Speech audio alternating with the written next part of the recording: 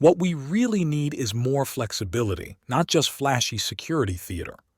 Grant's words drifted in the conference room like lingering smoke. I'm Marcus Liu, 40 years old, and I'm the lead security architect at Nexera Labs based in Seattle, Washington. For the past 9 years, I've designed and maintained the security backbone that protects financial data for more than 300 clients. Over that time, I watched 4 CTOs cycle through the company. Grant Fallon was number 5, and after just a fortnight, he had already decided I was the root of the problem. These protocols are ancient, he said as he leafed through my quarterly security assessment report. Our deployment speed is falling behind competitors are moving at twice our pace. I kept my tone measured. Those competitors have suffered breaches too. Everyone gets breached eventually. Grant dismissed my point with a flick of his hand.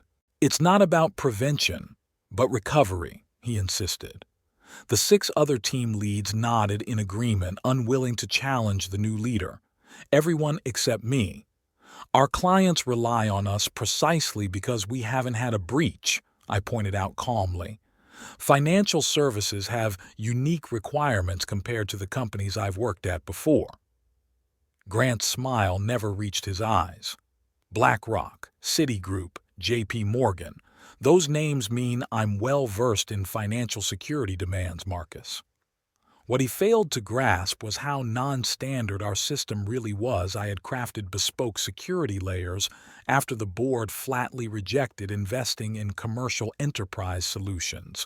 We used proprietary firewall rules, unique ID patterns, and a homegrown access control system, all documented but with scant detail, since management never allocated time for proper knowledge transfer. I'd like to explain why these specific designs are in place.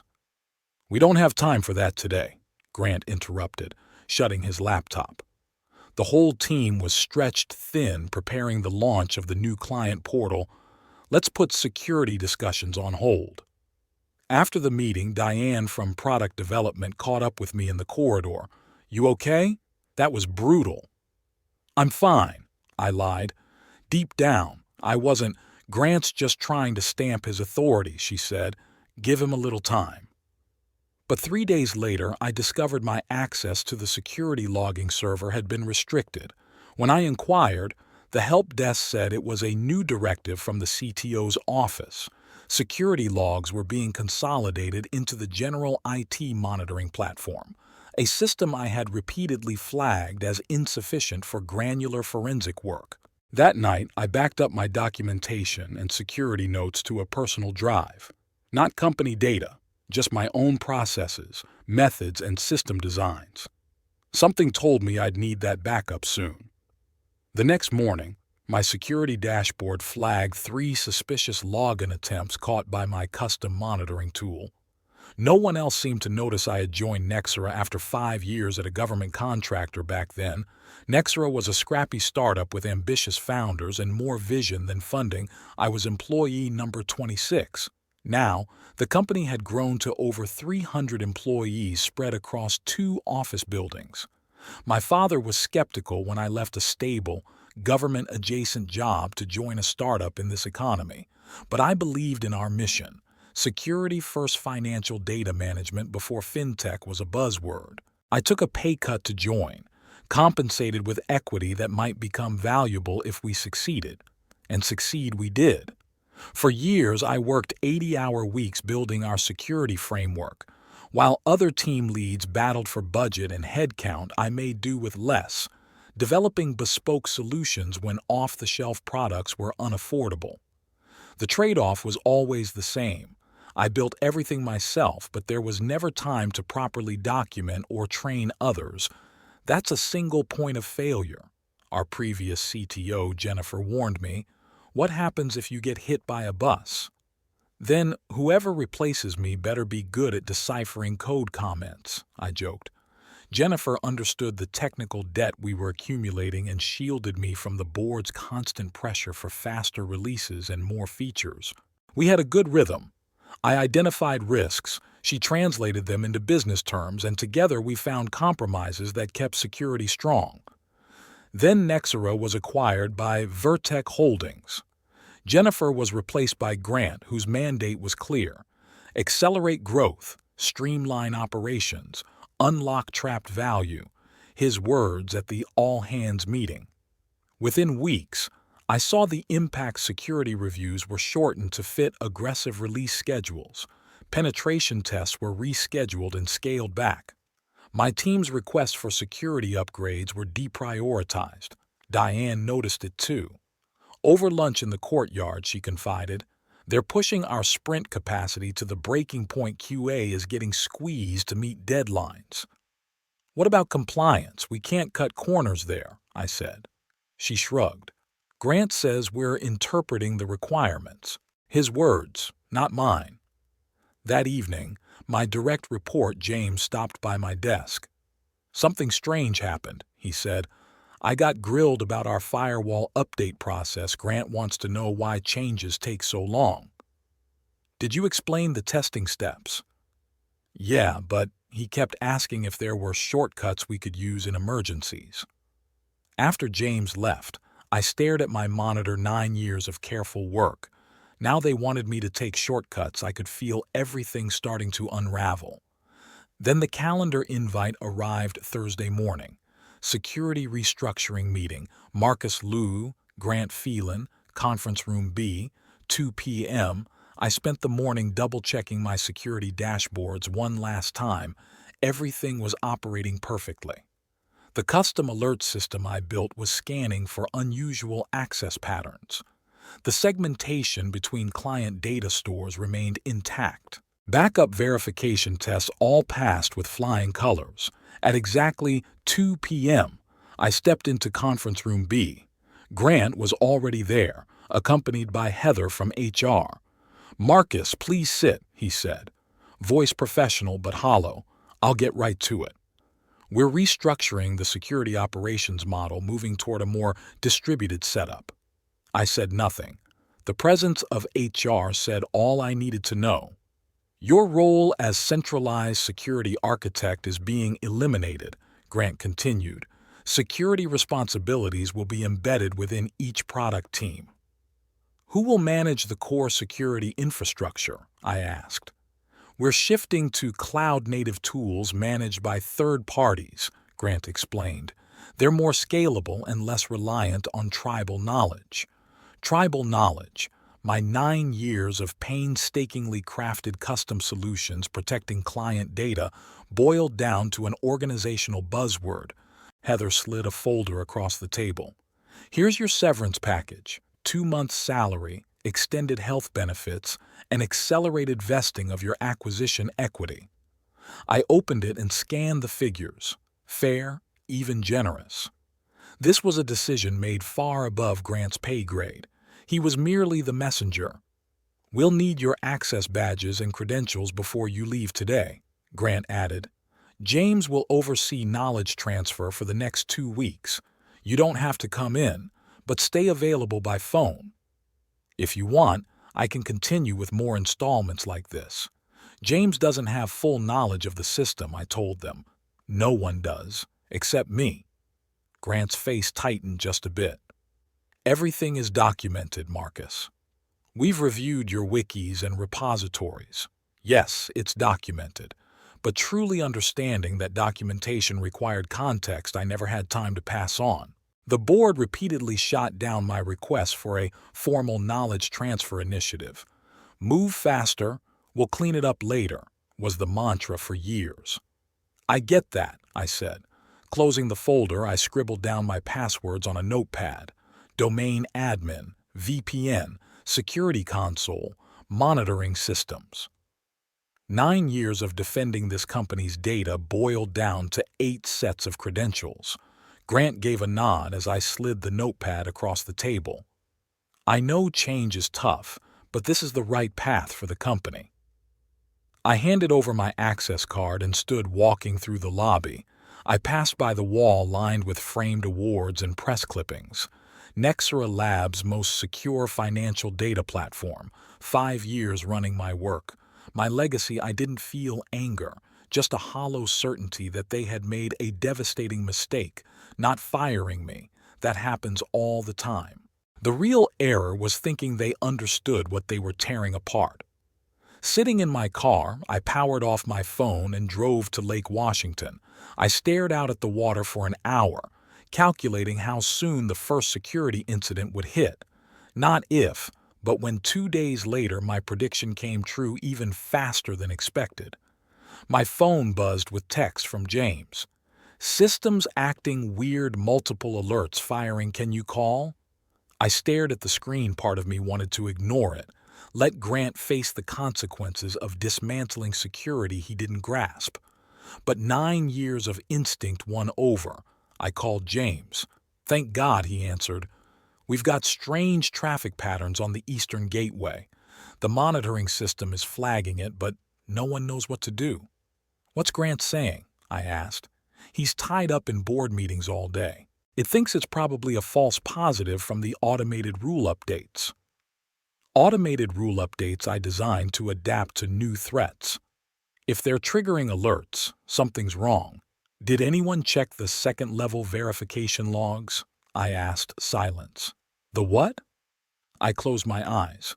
"James, there's a secondary validation system that confirms alerts before flagging them. If both systems fire, it's no false positive." "Where do I find that?" I walked him through how to access the hidden dashboard.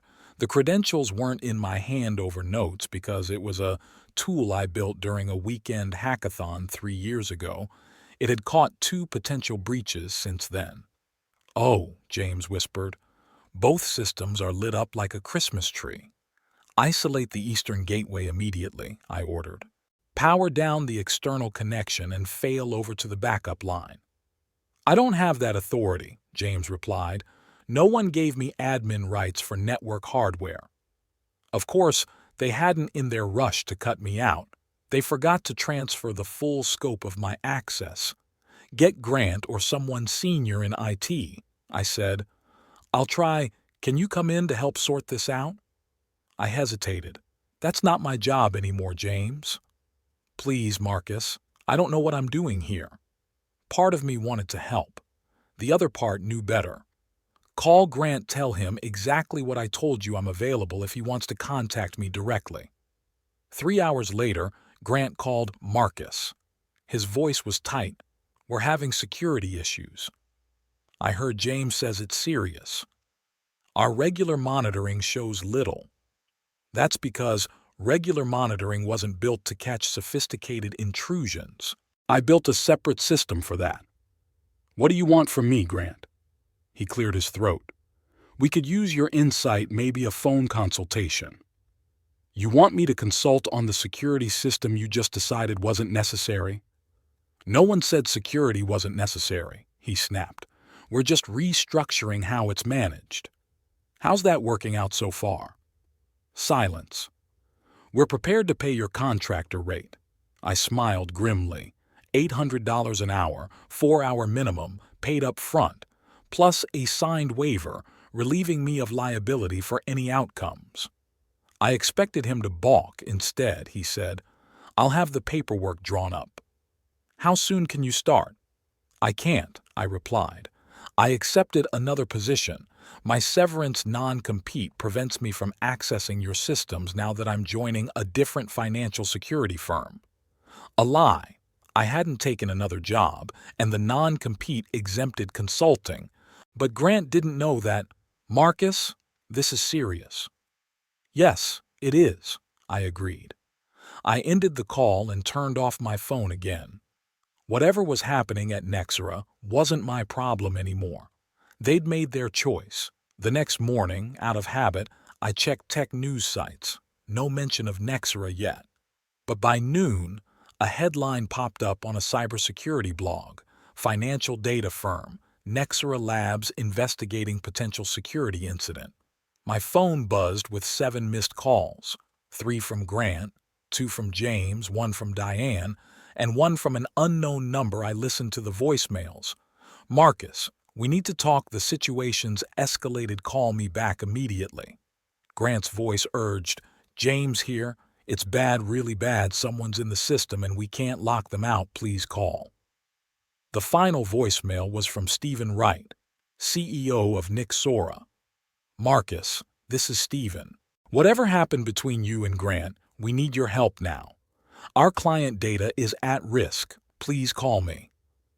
I sat at my kitchen table, coffee going cold, 9 years building a security system, and it took less than 72 hours after I left to be compromised.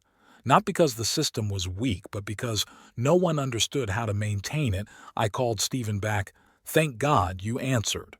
Marcus, we have a situation. I've heard. What exactly? Someone's inside our systems. They bypassed perimeter defenses somehow. They're moving between client databases, but we don't know how. Grant says internal segmentation failed. The internal segmentation, my custom-built data isolation system designed to prevent lateral movement between client repositories, automatically locking down on unusual access. Has the auto-lock triggered? I asked. Silence. What auto-lock? I closed my eyes. Stephen, there's an automatic quarantine built into segmentation controls. If unauthorized movements detected, it isolates each client database. No one had mentioned any quarantine system. Hold on. I heard muffled voices in the background. Stephen came back on the line. Grant says there's nothing in the documentation about an auto-quarantine system, he relayed, because the board kept cutting my request to properly document the security controls. They'd called it an emergency custom solution when they approved just the bare minimum budget. We'll properly resource it later, was always the promise, but later never arrived. The system does exist, I told him. I built it 3 years ago after the ThreadBank incident. More muffled voices came through. Then Grant's voice cut in, strained. Marcus, where exactly is this quarantine system? We can't find it in any infrastructure diagrams. It's missing from the diagrams because it was implemented as an emergency fix during the security incident 3 years back, I explained. The board approved it as a temporary measure that just became permanent. Check the minutes from the emergency board meeting in August. After another pause, Grant replied, We're looking. Yes, here it is. Approved emergency security measures as proposed by Lou, but no technical details because the board didn't want the specifics. They just wanted the problem solved. I could almost hear the frustration in Grant's voice over the phone. Can you just tell us how to activate it? It should activate automatically, I said. If it hasn't, something must have changed in the configuration. Nothing has been changed, Grant insisted. I thought for a moment. Check the scheduled tasks on the security management server. There's a verification job that runs every 6 hours to confirm the quarantine system is operational. Silence followed. The task is there, but it's disabled. I already knew who'd done it. Who disabled it? I asked quietly. Grant's voice dropped. It was disabled as part of the security restructuring. We consolidated scheduled tasks to reduce system overhead. They had been tearing down my security system piece by piece, unaware of how its parts fit together, and now they were paying the price. While Nexora's nightmare unfolded, I received a LinkedIn message from Ela Hudson, CTO at Sentinel Security Group. Heard you might be available. We should talk. Sentinel was one of the country's top security firms. I'd followed their work for years and admired their approach.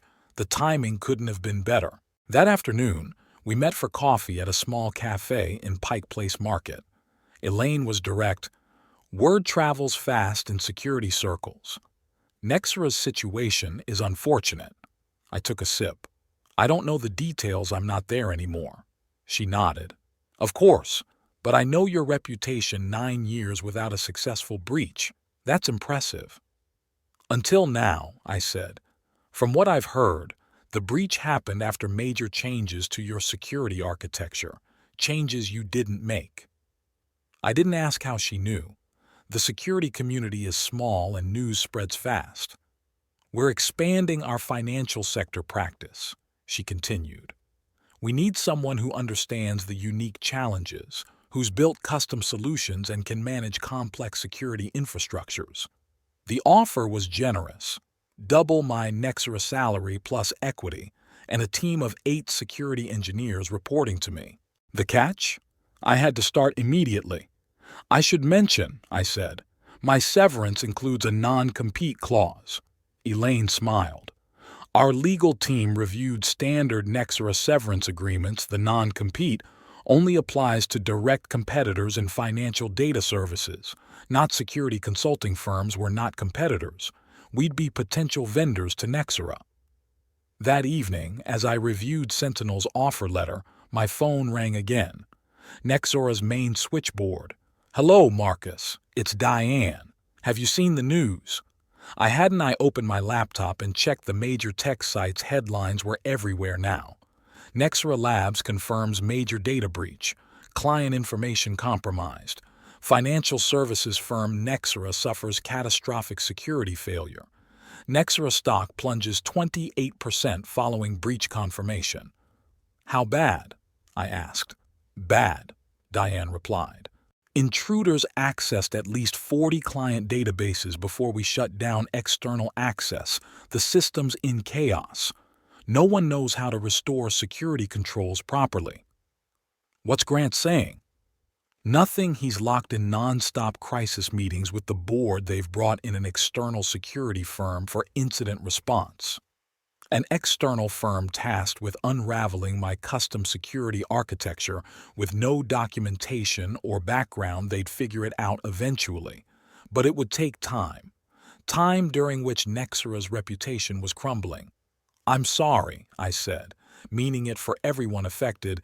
It's not your fault, Diane assured me. You tried to warn them. The next morning, I signed Sentinel's offer letter. By noon, I was in their downtown Seattle office setting up new equipment. My first assignment: help develop a post-breach recovery framework for financial institutions. That evening, I received one last text from Stephen Wright. The board would like to discuss bringing you back. Name your terms. I didn't reply. Some bridges, once burned, are better left in ashes. Instead, I emailed Elaine my first draft of the recovery framework. Subject line: preventing the next Nexera. 1 month after the breach settled into Sentinel, Bloomberg published an investigative piece titled "The Dismantling of Nexera: How Cost-Cutting Compromised Security." The article detailed how Nexera's new management systematically stripped security controls to accelerate development. Internal emails obtained by reporters showed Grant disabled key security features. Despite warnings from IT staff, James was quoted anonymously, describing how my custom architecture was dismantled without proper understanding. The most damning revelation came from board meeting minutes. 3 years earlier, I'd requested funding for proper documentation and knowledge transfer of the security systems. That request had been denied for 6 straight quarters, labeled non-essential administrative overhead. That same day, 3 of Nexera's largest clients publicly announced contract terminations, citing irreconcilable concerns about data security and loss of trust in Nexera's governance. I didn't need to watch the stock price. It told the story. LinkedIn showed the exodus as employees updated profiles en masse. Grant Phelan updated his too, now listing himself as Strategic Technology Advisor with no company named. His tenure at Nexera had lasted less than 3 months. At Sentinel, we fielded inquiries from several former Nexera clients seeking security advisory services. During one call, a client's CIO asked if I had been involved in Nexera's security architecture. Yes, I answered simply. We thought so, he replied. That's why we're calling you first. I took no pleasure in Nexera's downfall. A company I had helped build was unraveling, and hundreds of dedicated people faced losing their jobs. Yet, amid the turmoil, I felt a quiet sense of vindication. Security wasn't just an expense to slash. It was the very foundation of everything. 6 months later, Sentinel had significantly expanded its financial security practice. Many of our new clients were former Nexera customers, and several of my old colleagues had joined our ranks. James had risen to become my senior security engineer, while Diane was leading our client communications department. Nexera itself had been acquired for a mere fraction of its former worth, essentially bought for its client list and patent portfolio. The brand name was retired, and the breach became a textbook cautionary tale in business school case studies. I ran into Stephen Wright at an industry conference in Vancouver, and after the day's sessions, we found ourselves alone at the hotel bar. "No hard feelings?" he asked, lifting his glass. "None," I replied honestly. "Business decisions have consequences, some heavier than others." He nodded thoughtfully. "For what it's worth, I fought against those changes. Got outvoted, though. That's how boards go," he said. "Your new firm seems to be thriving." "We are," Stephen finished his drink. "You know the irony. We're paying Sentinel 3 times your old salary for security consulting now." I gave a slight smile. Security's cost always gets paid, either upfront or afterward. Afterward is always more expensive. As he headed out, Stephen paused. Grant landed at Verdun, pushing the same move fast's philosophy. "Good luck to them," I said quietly. Back in Seattle, I walked into Sentinel's offices Monday morning to find Elaine waiting with news. Verafin suffered a security incident over the weekend. Their CISO is requesting emergency help. "Want to lead this one?" she asked. I shook my head. "Send the junior team. They need the experience." That afternoon, I finalized our new client onboarding documentation. Clear, thorough, and meticulously detailed.